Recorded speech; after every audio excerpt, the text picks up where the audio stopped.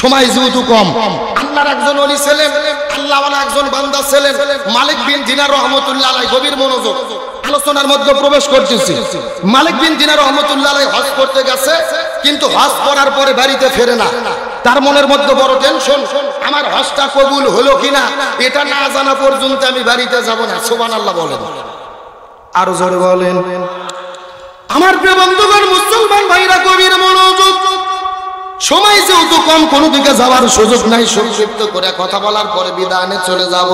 হজ করলেই যে কবুল হবে না তার একটা বাস্তব উদাহরণ আপনাদের মধ্যে দিতে যাই।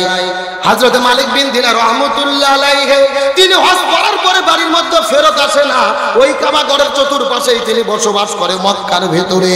তাহাজ্জুদ নামাজ পড়ার পরে আল্লাহর কাছে দোয়া করে আল্লাহর কাছে জানতে চাই, আল্লাহ আমার হজটা কবুল হলো কিনা আপনার কাছে জানতে চাই। এই কথা বলতে বলতে একদিন গভীর রজনীর ভিতরে তাহাজ্জুদ নামাজ পড়ার পরে মালিক বিন দিনার যখন আস্তে করে ঘুমাইয়া গেছে, ওই ঘুমের মধ্যে স্বপ্নের ভেতরে কে যেন ডাকতে বলে, মালিক বিন দিনার রে, ভালোভাবে জেনে নাও তোমার হজটা কবুল হয়েছে, কিন্তু এই মক্কার মধ্যে এমন একটা বান্দা আছে যার নাম হলো মুহাম্মদ ইবনে হারুন সামারকান্দি, যার নাম হলো মুহাম্মদ ইবনে হারুন সামারকান্দি। এই লোকটা 40 বছর ধরে হজ আদায় করেছে, তারপরও আল্লাহ তাআলা তার হজটাকে কবুল করে না। কয় বছর বললাম? আরো জোরে বলেন। আমার প্রিয় বন্ধুগণ, মুসলমান ভাইরা, গভীর মনোযোগ। মুহাম্মদ বিন হারুন সামারকান্দি 40 বছর ধরে নামাজ আদায় করেছে, তারপরও তার নামাজটা কবুল হয় নাই। 40 বছর ধরে হজ আদায় করেছে, তারপরও হজটা কবুল হয় নাই। মালিক বিন দিনারের ঘুম ভেঙে গেল। ঘুম ভেঙে যাওয়ার পরে একটা দৌড় দেওয়ার পরে ওই কাবাঘরের মধ্যে যাওয়ার পরে সমস্ত মানুষদেরকে ডাক দেয়, বলে মুহাম্মদ বিন হারুন সামারকান্দিকে কি তোমরা চেনো নাকি? এই লোকটার সন্ধান আমি তোমাদের কাছে পেতে চাই। কাবাঘরের লোকজন, মক্কার লোকজন ডাক দেয়, বলে এ মালিক বিন দিনার রহমতুল্লাহ আলাইহি, ওই মালিক মুহাম্মদ বিন হারুন সম্পর্কে তোমার কাছে কি খবর আছে বলো তো দেখি। বলে মুহাম্মদ বিন হারুন 40 বছর ধরে হজ আদায় করেছে, তার হজ কবুল হয় না। এমন সময় মক্কার লোক ডাক দেয়, বলে শুধু 40 বছর হজ করেছে এমন নয়, এই কাবাঘরের ভেতরে একটা জায়গা আছে, যেই জায়গার নাম হলো মাকামে ইব্রাহিম। যেই মাকামে ইব্রাহিমের ভেতরে যদি কেউ নামাজ আদায় করে, আল্লাহ তার জীবনের গুনাহগুলোকে মাফ করে দেয়। এই জায়গার মধ্যে শেষ নয়, মাকামে ইব্রাহিমের ভিতরে রাসূল বলেছেন 2 রাকাত নামাজ আদায় করার পরে যদি কেউ আল্লাহর কাছে কোনো প্রার্থনা করে, আল্লাহ তাআলা কবুল করে নেয়। কিন্তু 40 বছর ধরে এই মাকামে ইব্রাহিমের মধ্যে মুহাম্মদ বিন হারুন নামাজ আদায় করে, তাহাজ্জুদ পড়ে, তারপরও আল্লাহ তাআলা তার নামাজটাকে কবুল করে না। গভীর মনোযোগ, কথাগুলো বোঝার চেষ্টা করবেন। 40 বছর ধরে হজ আদায় করেছে, আল্লাহ তাআলা তার হজটাকে কবুল করে নাই। 40 বছর ধরে নামাজ আদায় করেছে, তারপরও তার নামাজটা কবুল হয় না। তাহলে চিৎকার করে বলেন তো দেখি, লক্ষণ ভালো না খারাপ? আরো জোরে বলেন। এখন আমি আপনাদেরকে জিজ্ঞাসা করি, বলেন তো দেখি, বিপদের মধ্যে পড়লে ডাকতে হবে কাকে? আরো জোরে বলেন না।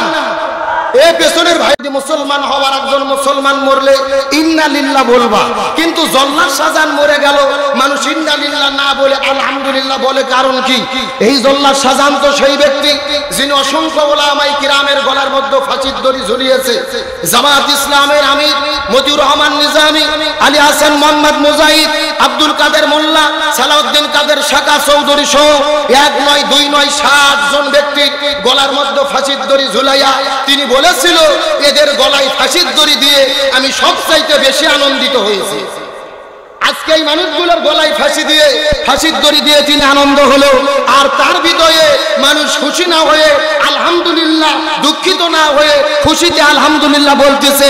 এর কারণ হলো তিনি আলেমদের বিরোধী ছিল। তার কারণে তদন্ত করে দেখে নাই লোকগুলো অন্যায় করেছে নাকি করে নাই, লোকগুলো দোষী কি দোষী না। ও নিজে একটা সাক্ষাৎকারে বলেছে, ফাঁসি দেওয়ার আগে ইসলামী আন্দোলনের একজন কর্মী, জামাত ইসলামের দায়িত্বশীল একটা লোকের ফাঁসি হবে, 1 ঘন্টা আগে আমি তার কাছে গেলাম, যেই বললাম আপনার ফাঁসি দেওয়া হবে, প্রস্তুতি নেন। তখন সেই নেতা বলল, 1 ঘন্টা যেহেতু টাইম আছে, আমি 30 মিনিট ঘুম পারি, 30 মিনিট পরে তুমি একটু আমাকে ডাকাইয়া দিও। সুবহানাল্লাহ বলবেন না? জল্লাদ শাহজাহান বলে আশ্চর্য হয়ে গেল, 1 ঘন্টা পরে যেই লোকের ফাঁসি হবে ওই লোক 30 মিনিট ঘুম পারবে। আমি তাই করলাম, ঘর থেকে বের হয়ে এলাম, যাওয়ার পরে দেখি 30 মিনিট লাখ ডেকে ঘুম পারতেছে। ঘুম থেকে ওঠার পরে ওযু করলো, তওবা করলো, 2 রাকাত নামাজ আদায় করলো। ফাঁসির দড়ির দিকে যখন হেঁটে নিয়ে যাওয়া হচ্ছিল, এই লোকটা হাসতে হাসতে ফাঁসির কাছে গেল। গলার মধ্যে যখন দড়ি দেওয়া হলো, কালেমা পড়তে পড়তে লোকটা বিদায় নিয়ে চলে গেল। তাহলে যেই লোক ফাঁসির দড়ি গলায় দেওয়ার আগে হাসতে হাসতে বিদায় নিয়ে চলে যায়, এই লোকটা আর যাই হোক না কেন ইসলাম বিরোধী কোনো কাজ করতে পারে না। ওই সমস্ত লোকদেরকে ফাঁসি দিয়ে যিনি খুশি হয়েছে, আনন্দিত হয়েছে, তার মৃত্যুর পরে মানুষ আলহামদুলিল্লাহ বলবে, এটাই স্বাভাবিক ব্যাপার। কথা বলেন না কেন? এই জন্য গভীর মনোযোগ একজন কবি বলেছে, যেদিন তুমি এসেছিলে ভবে হেসেছিলে তুমি, কেঁদেছিল ভুবন, এমনও জীবন তুমি করিবে গঠন, মরণে হাসিবে তুমি, কাঁদিবে ভুবন। কিন্তু আপনার মৃত্যুর কারণে মানুষ যদি খুশি হয়, এটা জান্নাতি মৃত্যু নয়, এটা হলো জাহান্নামী ব্যক্তির মৃত্যুর আলামত। এই জন্য আমাদের জীবনে এমন কিছু করা উচিত নয় যার দ্বারা মানুষ খুশি হয়। আমরা মনে করি জল্লাদ শাহজাহানের তিনি বের হলেন, তার শাস্তি শেষ হওয়ার আগেই সরকার বের করলো, প্রেসিডেন্টের মতো তাকে সম্মান দিয়ে বের করা হলো, কিন্তু দেখেছি ব্যবহার ভালো নয়। ছোট্ট একটা মেয়েকে বিয়ে করে অত্যাচার নির্যাতন করেছে, ডাক্তাররা রিপোর্টে বলতেছে যৌন উত্তেজনামূলক ঔষধ বেশি খাওয়ার কারণে এ বিদায় নিয়ে চলে গেছে। জোরকন সুবহানাল্লাহ। কি এ জোরকন নাউজুবিল্লাহ। ভালো করে বুঝবেন, মৃত্যু আল্লাহ যাকে যেভাবে লিখে রেখেছে ওইভাবেই হবে, কিন্তু মানুষ যেই কর্ম করে বিদায় নিয়ে চলে যায়, ওই কর্মের ভিত্তিতে মানুষ তাকে ভালো কিংবা মন্দ বলে মরার পরে সার্টিফিকেট দেয়। আমরা দোয়া করি আল্লাহ আমাদের ভালো তৌফিক দান করুক, বলেন আমিন। আসেন আলোচনা গভীর মনোযোগ। 1 সপ্তাহ আগে আমাদের মধ্য থেকে পার হয়ে গেছে ঈদুল আজহা। মুসলমানদের জন্য ঈদ হলো 2টা, একটা হলো ঈদুল ফিতর আর একটা ঈদুল আজহার আমল হলো 2টা। একটা আমল হলো কুরবানি করা, আর একটা আমল হলো হজ করা। যাদের সামর্থ্য আছে হজ করে, লক্ষ লক্ষ মানুষ প্রত্যেক বছর হজ করতে যায়। এখন চিৎকার করে বলেন আমরা কুরবানি করব কার জন্য? আরো জোরে বলেন। কিন্তু বর্তমানে বাংলাদেশের 90% মুসলমান, কেউ কুরবানি করে ফ্রিজে গোশত রেখে সারা বছর খাওয়ার জন্য, আর কেউ কুরবানি দেয় প্রশংসা নিয়ে নাম ফুটানোর জন্য। কথা কন না কে? তাহলে কুরবানি হবে একমাত্র কার জন্য? আরো জোরে বলেন কার জন্য? একটা যুবক কুরবানি দিয়েছে 15 লক্ষ টাকার ছাগল। কয় লাখ? 15 লাখ টাকার ছাগল কুরবানি দিয়েছে। বলেন হালাল টাকা দিয়ে 15 লাখ টাকা কি কুরবানি দেওয়া সম্ভব? সাংবাদিকরা যখন তদন্ত করতেছে, দুদক 15 লাখ টাকা পেল কোথায়, এর বাবার এত সম্পত্তি এলো কোথায়, তদন্ত যখন করতে ওর বাপের কাছে গেছে, ওর বাপ বলতেছে যে যুবক ইফাত নামে 15 লাখ টাকা দিয়ে ছাগল কুরবানি দিয়েছে, ও আমার ছেলেই না। আল্লাহু আকবার বলেন। আমরা হাদিস শরীফের মধ্যে বলেছি, হাসরের ময়দানে সূর্য যখন মানুষের মাথার উপরে আসবে, সন্তান তার বাবা মাকে পরিচয় দেবে না, বাবা মা সন্তানের পরিচয় দেবে না, স্ত্রী স্বামীর পরিচয় দেবে না, স্বামী স্ত্রীর পরিচয় দেবে না। হাসরের ময়দানের হাদিস পড়েছি। আর বর্তমানে বাংলাদেশের ভেতরে এই ঘটনার দ্বারা প্রমাণ হচ্ছে হাসরের ময়দান দরকার নাই। এই পৃথিবীতে বিপদে পড়লে কেউ কারো পক্ষে দাঁড়ায় না। মানে বাবাও সন্তানকে অস্বীকার করে। আজকে সে নাকি শুনলাম মাথা নেড়ে করে বেচক থেকে পাইলে চলে গেছে। তার মানে বাংলাদেশে একটা কথা আছে, চোরের মন। জোরে কোন চোরের মন? রাজস্ব কর্মকর্তা মতিউর রহমান এত টাকা পেল কোথায়? আপনার আমার টাকা চুরি করে কোটি কোটি টাকা বিদেশে পাচার করে বেগুন পাড়া তৈরি করেছে। তার একটা মেয়ে কানাডা থাকে, $1 লক্ষ গাড়ি নিয়ে ঘোরাফেরা করে, এত টাকা পায় কোথায়? আপনার টাকা চুরি করছে আর আমার টাকা চুরি করছে। আরো জোরে বলেন। তাহলে 15-20 লাখ টাকার যারা কুরবানি দেয়, এরা কি আল্লাহর জন্য দেয় নাকি মানুষের নাম ফুটানোর জন্য? এখন চিৎকার করে বলেন কুরবানি হবে কার জন্য? এই যে আমরা যারা হজ করে আল্লাহ সুযোগ দিয়েছে, রাসূল বলেছেন আরাফার ময়দানে যারা উপস্থিত হলো, আল্লাহ তাদের অতীত জীবনের সবগুলো গুনাহকে মাফ করে দেয়। আর একটু জোরে বলেন। কিন্তু আমার প্রশ্ন, আরাফার ময়দানে গেলে কি সবাই গুনাহ মাফ পাবে? না। হক হলো 2টা, একটা হলেন হকুল্লাহ আর একটা হকুল ইবাদ। আল্লাহর হক আপনার নামাজ পড়ার দায়িত্ব ছিল, নামাজ পড়েননি, তওবা করেন মাফ পাবেন। রোজা রাখার দায়িত্ব, রোজা থাকেননি, তওবা করেন মাফ পাবেন। কিন্তু আপনি বড় ভাই ছোট ভাইয়ের জমি মারা খাইয়া পাবে 10 বিঘা, আপনি বড় ভাই ঠকাইয়া দেন 5 বিঘা। আপনি ভাই আপনার বোন জমি পাবে 12 বিঘা, আপনি বুঝাইয়া বাজাইয়া ভুল বুঝাইয়া সোনা ময়না কলজে বোন কইয়া জমি 2 বিঘা দিয়া ঠকাইছেন। আপনি নেতা হয়েছেন, জনগণের চাল ডাল গম চুরি করে খাইছেন। এই রকম যারা জনগণকে ঠকাইয়া হজ করতে যায়, এদের হজ করে 4 আনা বসার কোনো লাভ হবে না। কি মনে করছেন গুনাহ মাফ পাওয়া তুই সোজা? এই বাংলাদেশের পুলিশের একজন সাবেক আইজি বেনজির আহমেদ, এই লোকটা বাংলাদেশের হাজারো মানুষকে বিনা অপরাধে ক্রসফায়ার দিয়ে বিদায় করে দিয়েছে। বাংলাদেশ সরকারের প্রশাসনকে ধন্যবাদ দেই, দুদককে ধন্যবাদ দেই। তার অ্যাকাউন্টে যত টাকা ছিল জব্দ করছে, তার বিরুদ্ধে গ্রেফতারি পরোয়ানা হয়েছে, তার বিরুদ্ধে বিচার চলতেছে। এই বেনজির কাছে হজ করতে যায় শয়তানও পাথর মারতেছে। কাক পাথর মারতেছে? এখন শয়তান তো মনে মনে হাসতেছে, কে রে তুই শয়তানকে পাথর মারতেছু, তুই তো বড় শয়তান। এ কথা কর না গা। আমার তো মনে বলে শয়তান ওই জায়গায় যদি শক্তি পেত আর হাত পা দিয়ে চলাফেরা করতো, শয়তান আগে যাইয়া এই বেনজিরে গালত একটা চর মারতো। এ কথা কন। ও বলতিছে আমি তো কি শয়তান, আমার চাইতে তুই বড় শয়তান। হাজার হাজার মানুষকে ক্রসফায়ার দিয়ে হত্যা করে, লক্ষ মানুষকে ঘর বাড়ি ছাড়া করে, তুমি কোটি কোটি টাকা বিদেশে পাচার করেছো, জনগণের টাকা পাচার করে গুনাহ মাফ পাবা। রাসূল বলেছেন হাদিসের ভেতরে, হাদিস কি, যদি কেউ হাজারে আসওয়াদে যাইয়া চুমু খায় আল্লাহ জীবনের গুনাহ মাফ করে দেয়। সুবহানাল্লাহ কোন। এখন আপনি ছোট ভাইকে জমি কম দিয়ে ঠকাইছেন, আপনি বোনকে জমি দেন নাই, জনগণের চাল ডাল গরম গম চুরি করে খাইছেন, ব্রিজের মধ্যে রডের বোতলে বাঁশ ঢুকাইয়া দিয়েছেন, জনগণের হক নষ্ট করে ওই কাবা ঘরে যাইয়ে ওই আপনার হাজারে আসাদে চুমু খাইয়া লাভ নাই, ওই পাথর গিলে খেলেও কোনো কাজ হবে না। এ কথা কোন। এদের হজ তো কবুল হওয়া দূরের কথা, ঢাকা এয়ারপোর্ট পার হয় না। এ জোরে কোন না কা। হজ করলেই কবুল হবে না, আল্লাহর হকের পাশাপাশি আগে বান্দার হককে রক্ষা করতে হবে। হজ করলেই যে কবুল হবে না তার বাস্তব প্রমাণ একটা দৃষ্টান্ত দিয়ে আলোচনা সামনের দিকে নিয়ে যাব, সময় যেহেতু কম। আল্লাহর একজন ওলি ছিলেন, আল্লাহওয়ালা একজন বান্দা ছিলেন মালিক বিন দিনার রহমতুল্লাহ আলাইহি। গভীর মনোযোগ, আলোচনার মধ্যে প্রবেশ করতেছি। মালিক বিন দিনার রহমতুল্লাহ আলাইহি হজ করতে গেছে, কিন্তু হজ করার পরে বাড়িতে ফেরে না। তার মনের মধ্যে বড় টেনশন, আমার হজটা কবুল হলো কিনা এটা না জানা পর্যন্ত আমি বাড়িতে যাব না। সুবহানাল্লাহ বলেন, আরো জোরে বলেন। আমার প্রিয় বন্ধুগণ, মুসলমান ভাইরা গভীর মনোযোগ। সময় যেহেতু কম, কোনো দিকে যাওয়ার সুযোগ নাই, সংক্ষিপ্ত করে কথা বলার পরে বিদানে চলে যাব। হজ করলেই যে কবুল হবে না তার একটা বাস্তব উদাহরণ আপনাদের মধ্যে দিতে চাই। হযরত মালিক বিন দিনার রহমাতুল্লাহ আলাইহি তিনি হজ করার পরে বাড়ির মধ্যে ফেরত আসে না, ওই কাবা ঘরের চতুর্পাশেই তিনি বসবাস করে মক্কার ভিতরে। তাহাজ্জুদ নামাজ পড়ার পরে আল্লাহর কাছে দোয়া করে আল্লাহর কাছে জানতে চাই, আল্লাহ আমার হজটা কবুল হলো কিনা আপনার কাছে জানতে চাই। এই কথা বলতে বলতে একদিন গভীর রজনীর ভিতরে তাহাজ্জুদ নামাজ পড়ার পরে মালিক বিন দিনার যখন আস্তে করে ঘুমাইয়া গেছে, ওই ঘুমের মধ্যে স্বপ্নের ভেতরে কে যেন ডাকতে বলে, মালিক বিন দিনার রে, ভালোভাবে জেনে নাও তোমার হজটা কবুল হয়েছে, কিন্তু এই মক্কার মধ্যে এমন একটা বান্দা আছে যার নাম হলো মুহাম্মদ ইবনে হারুন সামারকান্দি, যার নাম হলো মুহাম্মদ ইবনে হারুন সামারকান্দি। এই লোকটা 40 বছর ধরে হজ আদায় করেছে, তারপরও আল্লাহ তাআলা তার হজটাকে কবুল করে না। কয় বছর বললাম? আরো জোরে বলেন। আমার প্রিয় বন্ধুগণ, মুসলমান ভাইরা গভীর মনোযোগ।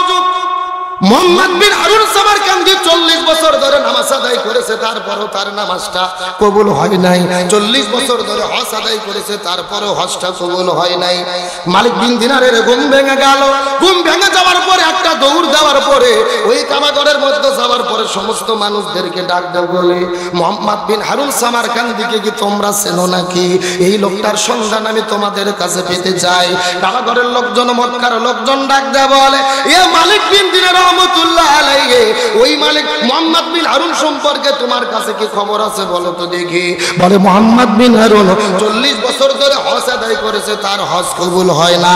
এমন সময় মক্কার লোক ডাক দেয় বলে, শুধু 40 বছর হজ করেছে এমন নয়, এই কাবাঘরের ভেতরে একটা জায়গা আছে, যেই জায়গার নাম হলো মাকামে ইব্রাহিম। যেই মাকামে ইব্রাহিমের ভেতরে যদি কেউ নামাজ আদায় করে আল্লাহ তার জীবনের গুনাহগুলোকে মাফ করে দেয়। এই জায়গার মধ্যে শেষ নয়, মাকামে ইব্রাহিমের ভিতরে রাসূল বলেছেন 2 রাকাত নামাজ আদায় করার পরে যদি কেউ আল্লাহর কাছে কোনো প্রার্থনা করে আল্লাহ তাআলা কবুল করে নেয়। কিন্তু 40 বছর ধরে এই মাকামে ইব্রাহিমের মধ্যে মুহাম্মদ বিন হারুন নামাজ আদায় করে তাহাজ্জুদ পড়ে, তারপরও আল্লাহ তাআলা তার নামাজটাকে কবুল করে না। গভীর মনোযোগ কথাগুলো বোঝার চেষ্টা করবেন। 40 বছর ধরে হজ আদায় করেছে, আল্লাহ তাআলা তার হজটাকে কবুল করে নাই। 40 বছর ধরে নামাজ আদায় করেছে, তারপরও তার নামাজটা কবুল হয় না। তাহলে চিৎকার করে বলেন তো দেখি, লক্ষণ ভালো না খারাপ? আরো জোরে বলেন। এখন আমি আপনাদেরকে জিজ্ঞাসা করি, বলেন তো দেখি, বিপদের মধ্যে পড়লে ডাকতে হবে কাকে? আরো জোরে বলেন না। এই পেছনের ভাইরা কি কথা শুনতে পাচ্ছেন? চিৎকার করে বলেন, বিপদে পড়লে কাকে ডাকবো? আরো জোরে বলেন। কিন্তু বর্তমানে বাংলাদেশে একটা গজব নাজিল হয়েছে, যেই গজবের নাম হলো রাসেল ভাইপার। নাম কি? এই রাসেল ভাইপার সাপের গজব বাংলাদেশের মধ্যে এসেছে। Facebook, internet, YouTube, social media, television যেখানেই খুলবেন শুধু রাসেল ভাইপারের গল্প। কিন্তু মনের মধ্যে বড় কষ্ট লাগে, মানুষ রাসেল ভাইপারকে যত ভয় করতেছে, এত ভয় যদি আল্লাহকে করত মসজিদে মুসল্লির জায়গা হতো না। এ কথা বল না গা। অথচ রাসেল ভাইপারের ভয়ে মানুষ মাহফিলে আসতেছে না, বাজারে যাচ্ছে না, অথচ মসজিদের মধ্যে কোনো মুসল্লি নাই। এখন চিৎকার করে বলেন, আমাদেরকে একমাত্র ভয় করতে হবে কাকে? আচ্ছা, রাসেল ভাইপারকে সৃষ্টি করছে কে? আরো জোরে কোন? ওই রাসেল ভাইপার কার হুকুমে চলে? অথচ বাংলাদেশের দুর্ভাগ্যজনক মুসলমান আল্লাহকে বাদ দিয়ে আমরা রাসেল ভাইপারকে ভয় করা শুরু করেছি। একটা কথা ভালো করে বোঝেন, যার ঘরের মধ্যে একটা বউ আছে, যেই বউ স্বামীর কথা শোনে না, এই বউ রাসেল ভাইপারের চাইতে মারাত্মক। এ কথা বল না। এই গজব কেন নাজিল হলো? ফিরাউনের জামানায় আল্লাহ তাআলা সাপের গজব নাজিল করেছিল, মশার গজব নাজিল করেছিল, পোকার গজব নাজিল করেছিল, ব্যাঙের গজব নাজিল করেছিল। কারণ কি? ফিরাউন জনগণের উপরে জুলুম করেছিল, নিরপরাধ মানুষের উপরে অত্যাচার করেছিল। তার মানে বোঝা গেল, নিরপরাধ মানুষের উপরে জুলুম করলে, জনগণের উপরে অত্যাচার করলে আল্লাহর পক্ষ থেকে আযাব গজব নাজিল হয়। এই বাংলাদেশের মধ্যে যখন আলেম ওলামাদের উপরে জুলুম শুরু হয়েছে, নিরপরাধী মানুষের উপর অত্যাচার নির্যাতন শুরু হয়েছে, ঠিক সেই সময়ে আল্লাহর পক্ষ থেকে আযাব গজব নাজিল হওয়া শুরু করেছে। তার কারণ আল্লাহর কোরআন বলেছেন, জাহারাল ফাসাদু ফিল বাররি ওয়াল বাহরি বিমা কাসাবাত আইদিন নাস। জলে এবং স্থলে যত বিপর্যয় ঘটে সবকিছু মানুষের দুই হাতের কামাই। জোরে বলেন, দুই হাতের কি? তার মানে বোঝা গেল আযাব গজব কেন দেয় আল্লাহ? আমরা যখন জনগণের উপরে জুলুম করি, এই গজব থেকে বাঁচাতে পারে কে? অথচ মানুষের হাসি ঠাট্টা করতেছে। অনেকে ফেসবুকের মধ্যে আইডি খুলছে, নাম দিয়েছে রাসেল ভাইপার। একজন লেখছে রাসেল ভাইপারের ছেলে, রাসেল ভাইপারের মেয়ে, রাসেল ভাইপারের স্ত্রী। আমি বলতে চাই, আল্লাহর গজব নিয়ে হাসি ঠাট্টা করো না, আল্লাহর গজবে ধ্বংস হয়ে যাবে। কথা বল না কেন? এখন আমরা যদি আযাব গজব থেকে বাঁচতে চাই কি করতে হবে? মুসলিম শরীফের মধ্যে এসেছে, রাসূল বলেছেন 2708 নম্বর হাদিস, রাসূল বলেছে এমন একটা দোয়া আছে, এই দোয়া যদি কোনো মুমিন মুসলমান পড়ে, রাসেল ভাইপার সহ সমস্ত বিষাক্ত সাপ, বাঘ, সিংহ, হরিণ, বিচ্ছু সব থেকে আল্লাহ হেফাজত করবে। এই দোয়াটা কি আমাদের জানার দরকার আছে না নাই? এই দোয়াটা হলেন, আউযু বিকালিমাতিল্লাহি তাম্মাতি মিন শাররি মা খলাক। এই দোয়া মুখস্থ করলে কি গুনাহ হবে? সব আমার সাথে বলেন, আউযু বিকালিমাতিল্লাহি তাম্মাতি মিন শাররি মা খলাক।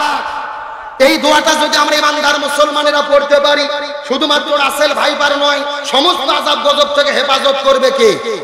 আরো জোরে বলেন। আজকে রাসেল ভাইপার নিয়ে আমরা পাগল হয়ে গেছি, গুজবের মধ্যে কান দিয়েছি, ইচ্ছা মতো যা তাই করতেছি। মনে রাখবেন, রাসেল ভাইয়ের চাইতে ভারতের দাদা ভাইদের বিষের ভয়ঙ্কর বেশি। আজকে আমরা যেই সুযোগে রাসেল ভাইপার নিয়ে হইচই করতেছি, ওই সুযোগে ভারতের দাদা বাবুরা আমাদের এমন সবল মারতেছে, পুরো দেশের মধ্যে বিষ ছড়িয়ে পড়তেছে। আজকে দেশের মধ্যে রেল চলার বৈধতা দেওয়া হয়েছে, ভারতের ট্রেন বাংলাদেশের মধ্যে স্বাধীনভাবে চলবে। নিঃসন্দেহে এটা স্বাধীনতার জন্য হুমকি স্বরূপ ছাড়া আর কিছু হতে পারে না। আজকে বাংলাদেশের অনেক নেতা বক্তব্য দেয় যে ভারত আমাদের বন্ধু, কিন্তু বন্ধুত্ব বলেন তো দেখি, খালি কি নেওয়ার নাম বন্ধু নাকি দেওয়ার নামও বন্ধু? কিন্তু আমরা শুধু ভারতের দেই কিছু পাই না। ভারত কি করেছে? বাংলাদেশের যত নদী আছে সব নদীর মধ্যে বাঁধ নির্মাণ করেছে। সিলেটের টিপাই মুখ বাঁধ, নীলফামারীর তিস্তা ব্যারেজ, ওইদিকে ফারাক্কা বাঁধ, রাজশাহীতে যত বাঁধ দিয়েছে, খরার সময় পানি আটকাইয়া দেয়, আমাদেরকে শুকাইয়া মারে, আর বন্যার সময় পানি ছাড়িয়ে দিয়ে আমাদের ডুবাইয়া মারে। কথা বল না গা। আজকে আমরা শুধু দিয়েই যাচ্ছি, নদী বন্দর দিচ্ছি, রেল দিচ্ছি, বাস ট্রাক যাওয়ার সুযোগ দিচ্ছি, অথচ দুঃখজনক হলেও সত্য নেপাল যাইতে, ভুটান যাইতে 20 কিলো রাস্তার দরকার, ওই রাস্তা আমাদের তথাকথিত বন্ধুরা দেয় না। তার মানে বোঝা গেল এরা শুধু নেওয়ার বন্ধু কিন্তু দেওয়ার বন্ধু না। অনেক নেতা বলে ভারতের সঙ্গে আমাদের স্বামী স্ত্রীর সম্পর্ক ভালো, বন্ধু ভালো, স্বামী স্ত্রীর সম্পর্ক হওয়া ভালো, কিন্তু আমরা স্ত্রী হয়ে গেছি, তারা স্বামী, যা খুশি তাই দেই, আর তার ফলশ্রুতিতে ওরা ফেলানিকে মেরে ঝুলিয়ে রাখে, ঈদের দিনে মুসলমানদের বুকে গুলি চালায়। এখন আমার কথা হলো, আমাদের যদি ভালোই লাগে, আমাদের দেশের রেল চালাতে ভালো লাগে, ট্রাক চালাতে ভালো লাগে, আমাদের দেশের মাটি ভালো, তাহলে তার কাটা বেড়া তুলে দেন। কথা বল না কে? একদিকে বলতেছে বন্ধু, অন্যদিকে তার কাটা বেড়া দিয়ে থসে।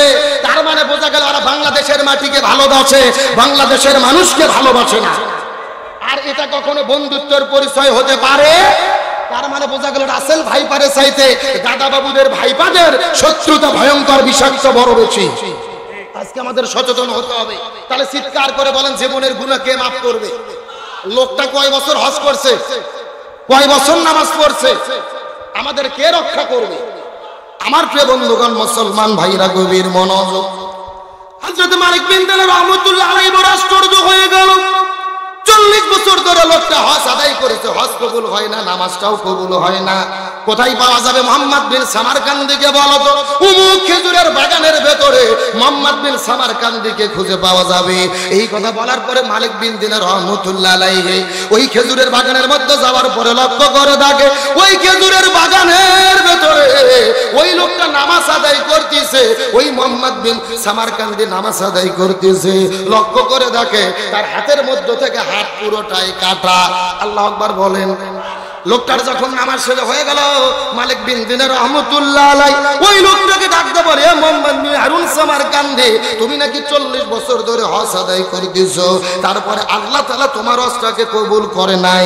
এই কথা বলার পরে ওই মুহাম্মদ বিন সামারকান্দি কান্না করতে করতে ডাকতে বলে, ও মালিক বিন দিনার ভাইজান, আপনি মনোযোগ দিয়ে শুনে নেন, শুধু আজকে নয়, আমি 40 বছর ধরে যতবারই হজ আদায় করেছি, প্রত্যেক বছরে হজ পার হয়ে যাওয়ার পরে আপনার মতো একটা আল্লাহওয়ালা বান্দাদেরকে আল্লাহ তাআলা স্বপ্নের মধ্যে জানায়া দেয় যে আমার হজটা আল্লাহর দরবারে কবুল হয় না।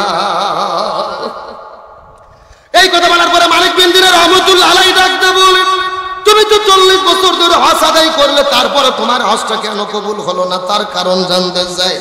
তুমি কি কোনো অন্যায় করেছো নাকি? তুমি কি কোনো অপরাধ করেছো নাকি? তার কারণ জানতে চাই। এমন সময় মুহাম্মদ বিন হারুন সামারকান্দি ডাকতে বলে, মালিক বিন দিনার, আমি আমার জীবনের মধ্যে তেমন কোনো অন্যায় করি নাই, তবে আমার একটা জীবনে আমার একটা ভুল ছিল।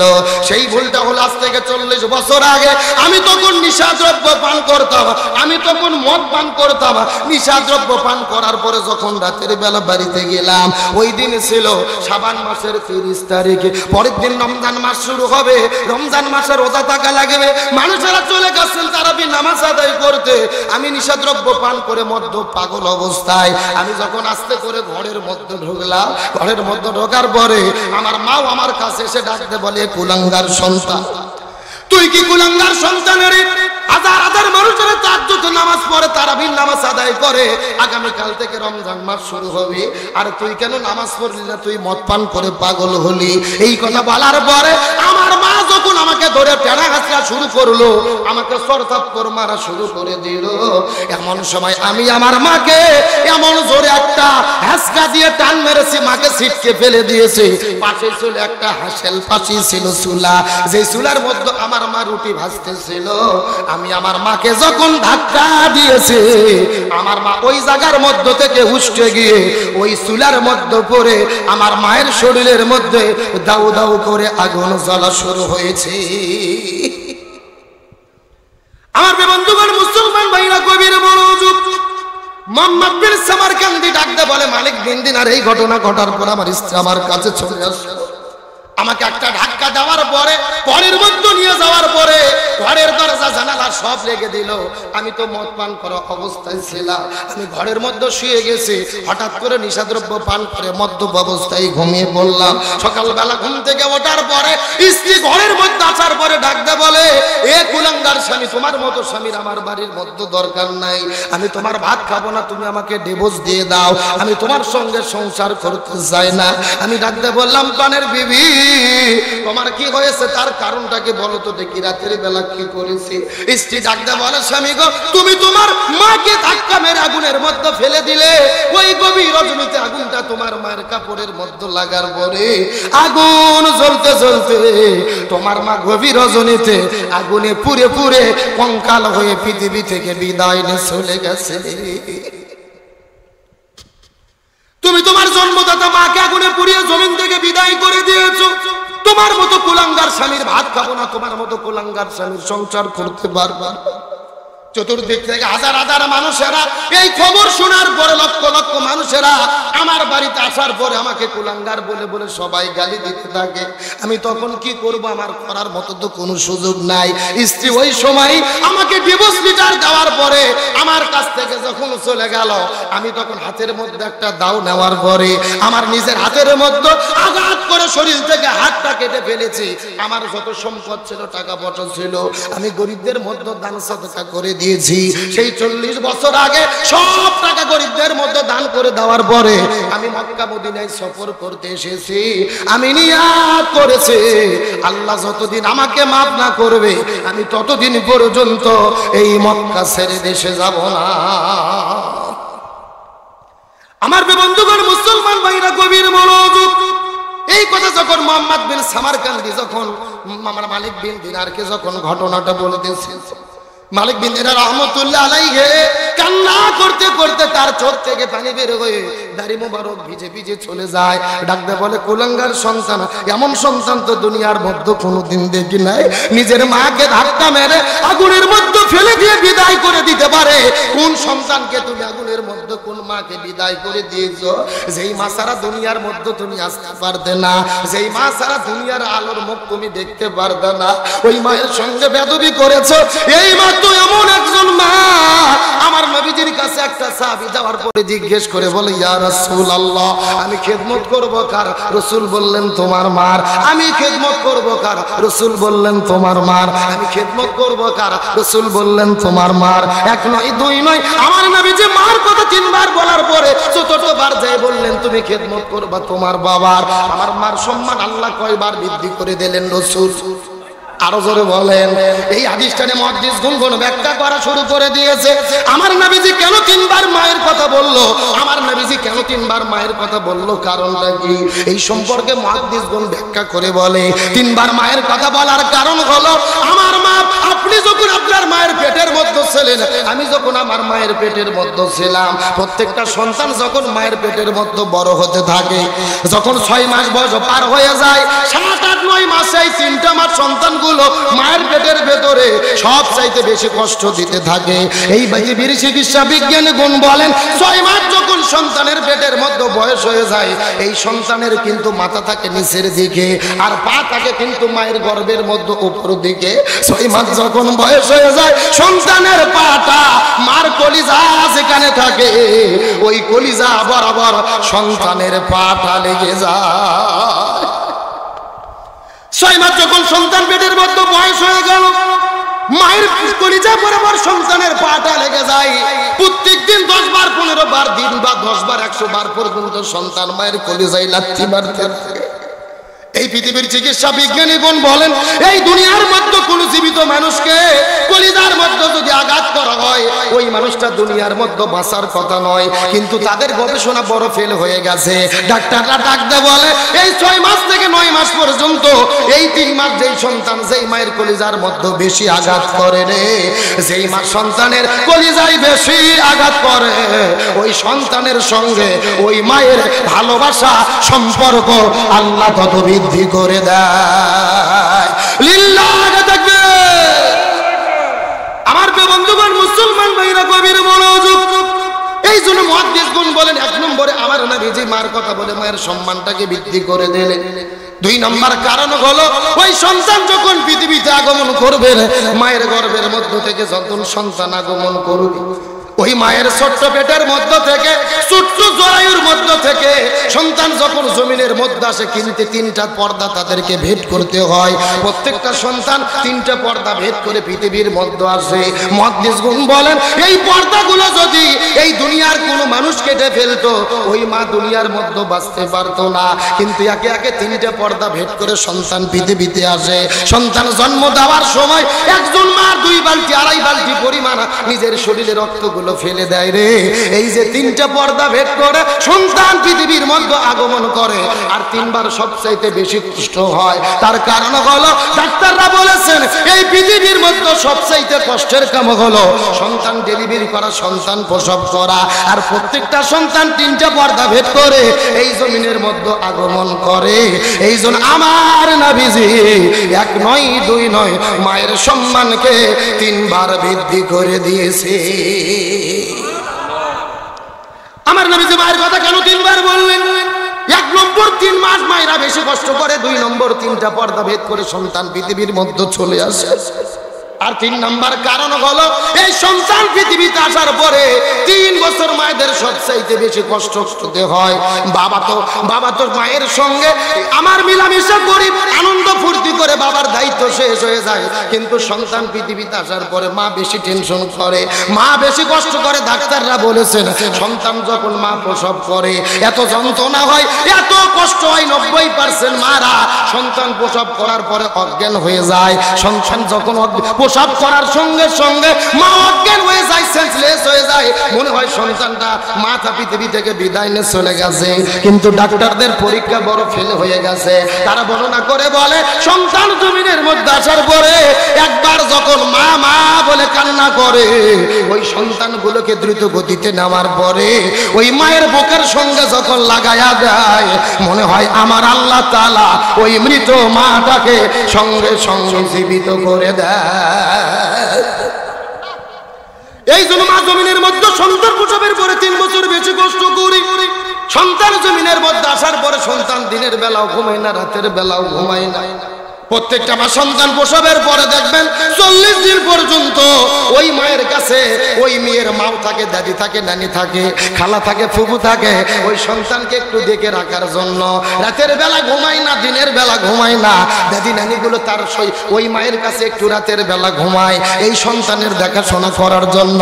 কিন্তু বাস্তব ঘটনা হলো যাদের ঘরে স্ত্রী আছে আর আল্লাহ তাআলা যাদের স্ত্রীর উদরে সন্তান দান করেছে, আমার কথার সঙ্গে আপনারা অবশ্যই একমত হবেন। ওই নানি খালি ফুফু দাদি যতই মায়ের কাছে থাকুক না কেন, রাত যখন 12টা বেজে যায় সবার চোখের মধ্যে ঘুম চলে আসে রে। কিন্তু রাত 12টা পার হওয়ার পরে সবাই ঘুমিয়ে পড়ে, কিন্তু মায়ের চোখের মধ্যে কোনো ঘুম নেই। ওই শেষ রাত্রিটা ওই মাটাকে একাই সন্তানের জন্য কষ্ট করতে হয়। ওই সন্তান একবার ডান দিকে প্রসব করে, বাম দিকে প্রসব করে, একবার কান্না করে সন্তান বুকের মধ্যে নেই, মা একবার ডান দিকে শোয়াই, আবার একবার বাম দিকে শোয়, আবার বুকের উপরে শোয়াইয়া এইরকম ভাবে 3 বছর বেশি কষ্ট করেন। এই জন্য আমার নবীজি 1 নয় 2 নয় 3 বার মায়ের কথা বললেন। এই জন্য মালিক বিন দিনার ডাক দিয়ে বলে এই কষ্ট করে যেই মা পৃথিবীতে আনলো সেই মাকে কেমনে করে আগুনের মধ্যে ফেলে হত্যা করলে আল্লাহ কখনো নামাজও কবুল হয় না।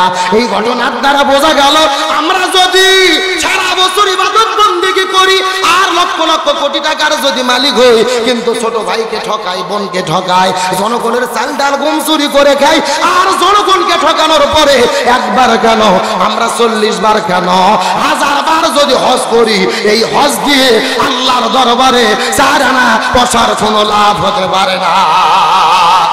আরো ধরে বলেন কথা ঠিক কিনা? মায়ের সঙ্গে খারাপ ব্যবহার করে 40 বছর ধরে হজ করতেছে, তারা ঘরের মধ্যে তাহাজ্জুদ পড়ে, তারপরেও দোয়া কবুল হয় না, হজ কবুল হয় না।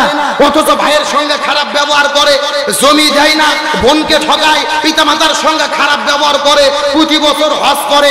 এমন আল্লাহর ওলি আছে না নাই? এ কথা কন না কা? এমন কুলাঙ্গার সন্তান বিয়ে করার পরে মা হয় আম্মা আর শ্বশুর হয় আব্বা। কথা কন না কা? শ্বশুর আব্বা, শাশুড়ি আম্মা সারাদিন জিকির করে, আর বাপ হয় বুড়ো আর মা হয় বুড়ি। এ কথা কন, এরকম যুবক আছে না নাই? আজকে আমরা সন্তানদেরকে দিন ইসলাম শিক্ষা দিতে পারি নাই। ফেসবুকের মধ্যে লাইভ এসে একটা তরুণী আত্মহত্যা করেছে, লাইভে এসে তিনি সাজগোজ করতেছে, চোখে কাজল লাগাচ্ছে, সুন্দর নতুন শাড়ি পরে লাইভের মধ্যে সে বলতেছে আমার স্বামী আছে, সন্তান আছে, শ্বশুর শাশুড়ি সবাই আছে, আমি কাউকে দোষ দেব না, আমার পিতা মাতার দোষ, তাদেরকে দোষ দিয়ে আমি আত্মহত্যা করে বিদায় নিয়ে চলে গেলাম। জোরে বলেন নাউজুবিল্লাহ। এমনকি সে লাইভের মধ্যে বলতেছে এই দুনিয়ায় এত কষ্ট আমি পাইছি, জাহান্নামে এত কষ্ট হতে পারে না। নাউজুবিল্লাহ কোন? চিন্তা করে দেখেন তাদের অবস্থাটা কি। এই কথার দ্বারা বোঝা যায় বাবা মা তাদেরকে দ্বীন শিখাতে পারে নাই, ইসলাম শিখাতে পারে নাই, জান্নাত জাহান্নাম কি তাদেরকে সঠিক বুঝ দিতে পারে নাই। আজকে সে বলতেছে দুনিয়াতে জান্নাতের চাইতে বেশি কষ্ট পাইছি, আমার বাবার দোষ, মার দোষ, স্বামীর কোনো দোষ নাই, শ্বশুর শাশুড়ির কোনো দোষ নাই, স্বামীকে ভালোবেসে স্বামীকে বাঁচাইতে যেয়ে বাবা মার বিরুদ্ধে দোষ দিল। আমরা বলতে চাই এ সন্তান, তোমার জীবনে যত কষ্ট হোক না কেন, ওই পিতামাতা যদি না হতো এই দুনিয়ায় তুমি আসতে পারতা না। আর আমি একটা কথা মারাত্মক ভাবে বলতে চাই, লাইভে আসার পরে এমন করুণ নিদারুণ তিনি কথা বলেছে, সবার মনে কষ্ট লেগেছে, আঘাত লেগেছে।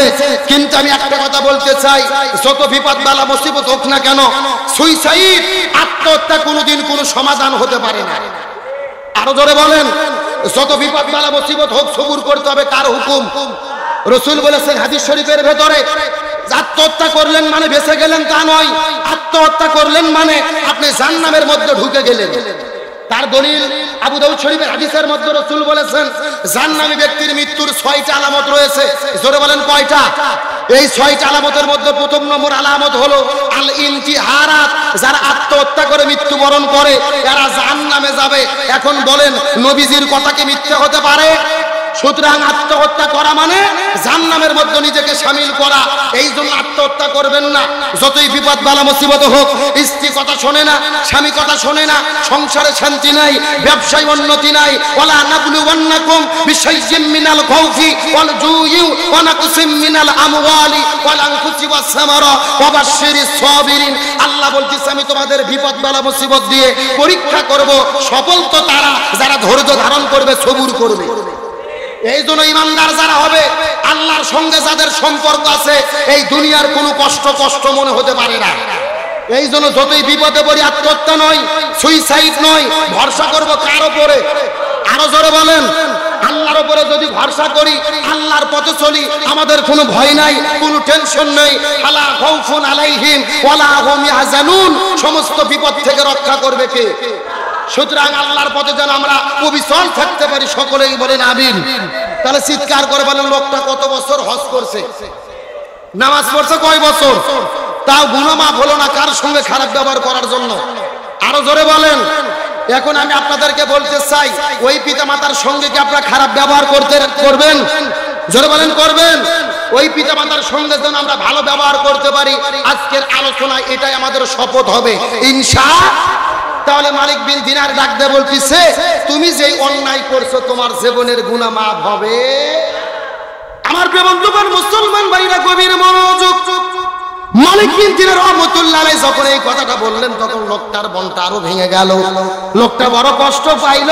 এতদিন পর্যন্ত বড় মনের মধ্যে আশা ছিল আল্লাহর ইবাদত করবে, হজ করবে, বন্দেগী করবে, আল্লাহ হয়তো বা কোন না কোন সময় কবুল করতে পারে, মাফ করতে পারে। কিন্তু যখন মালিক বিন দিনার বলছে তোমার জীবনের গুনাহ মাফ হবে না, এই কথা বলার পরে লোকটা কান্না করতে করতে পাগল হয়ে যখন অস্থির হয়ে গেল। অন্তত দিন প্রতিষ্ঠার ব্যাপারে কোনো দলাদলি করা যাবে না। সুতরাং আজকের মাহফিল থেকে আমরা শপথ গ্রহণ করব, কোরআন পড়ব, কোরআন বুঝবো, কোরআন দিয়ে জীবন করব, কোরআন 1 নম্বর পড়ব, 2 নম্বর বুঝবো, কোরআন দিয়ে জীবন গঠন করব। এই সমাজে সবচাইতে বড় ফরজ কায়েমের জন্য, দিন প্রতিষ্ঠার জন্য ইসলামী আন্দোলন করব। এই কোরআন দিয়ে ব্যক্তি, পরিবার, সমাজ, রাষ্ট্র, রান্নাঘর থেকে শুরু করে সংসদ ভবন পর্যন্ত পুরো বাংলাদেশ এই কোরআন দিয়ে চলবে। এই মতের পক্ষে কারা কারা রাজি আছেন? দুটি হাত আল্লাহকে তুলে রাখা।